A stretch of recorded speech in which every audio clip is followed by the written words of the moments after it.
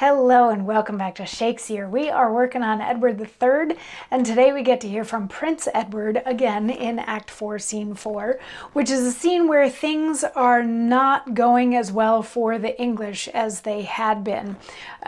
King Edward III is off in Calais, or has been laying siege to Calais, and the city decided that it was finally going to give in, surrender to him. But he's not going to be as kind about that as they had hoped he would. He was like, no, send out your 6 wealthiest merchants and have them lie naked, prostrate in front of me, and I'll do to them as I please. And that's what you get for not taking my offer sooner. But then we've also found out that Prince Edward and his half of the English troops are surrounded at the moment by the French. They're sitting sort of in a valley amongst hills, and King John's troops are ahead of them.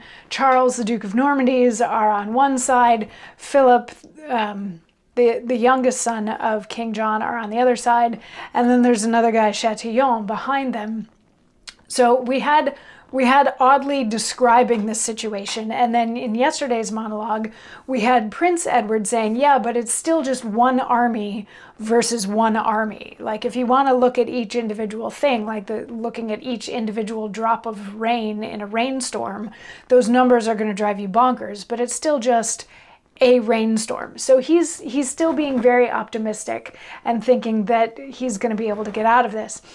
But a herald comes in from King John and is like, if you and 100 of your men bend the knee, then we can end this whole thing.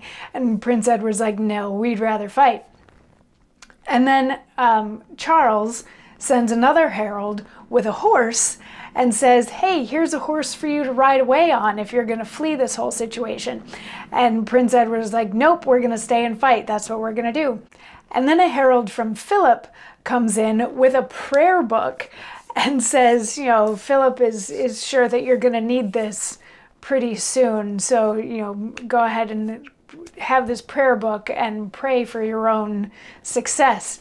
And Prince Edward responds by saying, Herald of Philip, greet thy lord from me. All good that he can send I can receive, but think'st thou not the unadvised boy hath wronged himself in this far tendering me?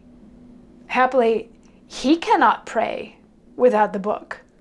I think him no divine extemporall. Then render back this commonplace of prayer to do himself good in adversity. Besides, he knows not my sin's quality, and therefore knows no prayers for my avail. Ere night his prayer may be to pray to God, to put it in my heart to hear his prayer. So tell the courtly wanton, and be gone. So he's being kind of smug about this. He's like, oh, he's giving me his prayer book, but then how is he going to pray for his own success? Doesn't he need it? Doesn't he need to also be praying for stuff? Like, thanks, but he doesn't know. He doesn't know what kind of sins I have. He doesn't know what kind of prayers I need. So send him back his own prayer book so that he can say his own prayers for himself, and I'll take care of myself. Thanks so much. Bye-bye. Is kind of the tone of that one. Or if you wanted to take it the Prince Edward, like meaner and more seething underneath, like that's fine. You're also welcome to do so. So the Prince Philip's herald is like, okay, bye, and leaves and takes the prayer book back to him. And then Prince Edward turns to Lord Audley and is like, okay, so we're in this situation and we got to go do this. Do you have any words of wisdom, any thoughts? You've seen more battles than I have. Do you have any words of advice or anything that you can share before we take this on? And of course, Lord Audley has something to say, and we will hear it in tomorrow's monologue. I'll see you then. Mwah.